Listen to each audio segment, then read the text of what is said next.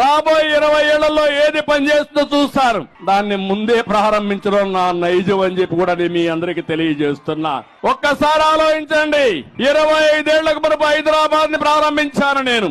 ఈ రోజు హైదరాబాద్ భారతదేశంలోనే ఒక బ్రహ్మాండమైన నగరంగా తయారైందంటే అది నా ముందు చూపని మరొక్కసారి మీ అందరికీ తెలియజేస్తున్నా. ఆ రోజు ఐటీకి ప్రాధాన్యత ఇచ్చాను. నేను ఐటీకి ప్రాధాన్యత ఇచ్చాను కాబట్టి ఇక్కడ గ్రామాల్లో ఉండే పిల్లలు హైదరాబాద్ పోయారు, బెంగళూరు పోయారు, అమెరికాకు పోయారు, ఆస్ట్రేలియాకు పోయారు. ఆ దేశంలో వాళ్ళకంటే ఎక్కువ డబ్బులు సంపాదించే పరిస్థితికి వచ్చారు.